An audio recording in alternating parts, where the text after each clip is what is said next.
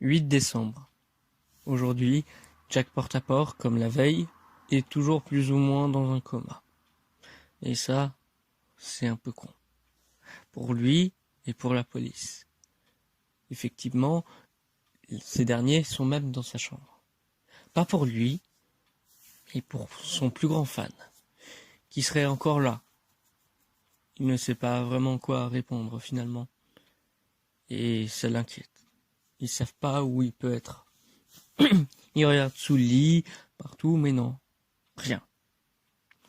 Ils ont pu chercher de fond en comble pendant des heures. Il commençait à être vraiment tard, et eux aussi devaient se coucher. Ils sont donc partis, chacun chez eux, pour dormir pendant quelques bonnes heures. Le truc, c'est que le fan de Jack Portaport était sous lui, dans le lit aussi. Une idée qui n'aurait jamais traversé la police. C'est ainsi que le jeune partit. Et puis se dire qu'il va continuer peut-être à mourir des maisons parce qu'il veut mourir de la main de Jack Portaport et qu'il sait que ces policiers vont l'empêcher. C'est alors qu'il mit le feu non pas à une ni deux, mais toutes les maisons de tous les policiers. Où ces derniers périrent tous des mains de ce pyromane fou. Et oui, c'est horrible. Mais aucun ne survécut. Les pompiers, eux, qui n'avaient pas eu assez de recherche à faire, ça n'empêcha pas qu'ils puissent essayer de démêler où pourrait bien être encore ce jeune homme, car les accusations étaient sur lui. Mais il y avait aussi des idées qui circulaient enfin sur le fait que c'était peut-être du trafic d'influence avec Jack Portaport. Il était celui qu'on voyait le plus avec ce jeune homme. Mais là encore, Jack Portaport était entre la vie et la mort. Donc, l'accusé, c'est bien.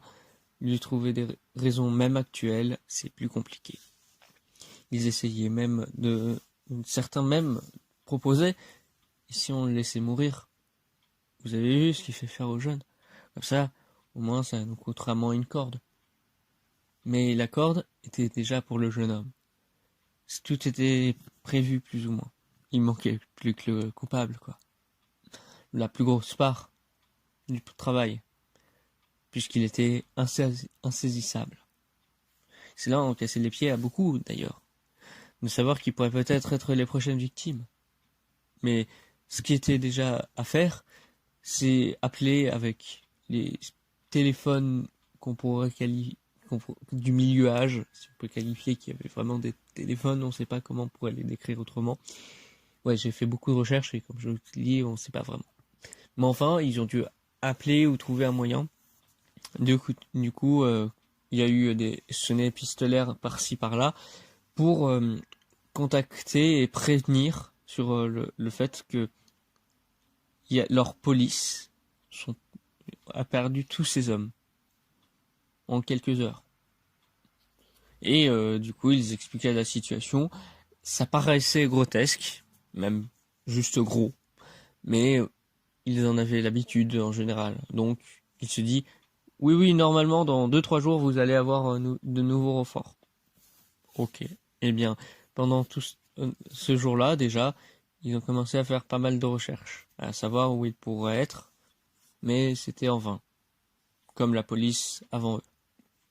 Ils essayaient, encore une fois, là, d'aller regarder dans la chambre de Jack Portaport.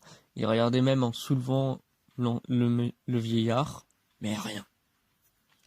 Sa famille même commençait à s'inquiéter, en se demandant si le village allait pas vraiment le tuer, ou le fait de se dire s'il n'était pas la personne qui était la cause de tous ces maux, qui serait du coup, comme dit, avec trafic d'influence, la personne à l'origine de tout.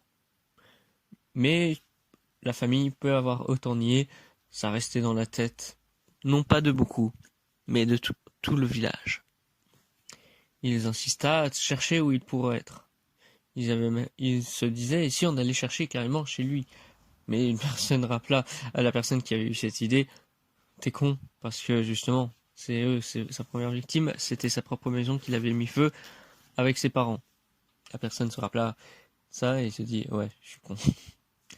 Mais c'est du coup une recherche en vain, même qu'il y aura un jour supplémentaire, vu que bien que les gens pouvaient rester éveillés pour continuer cette quête, l'église avec sa cloche sonna, car nous étions le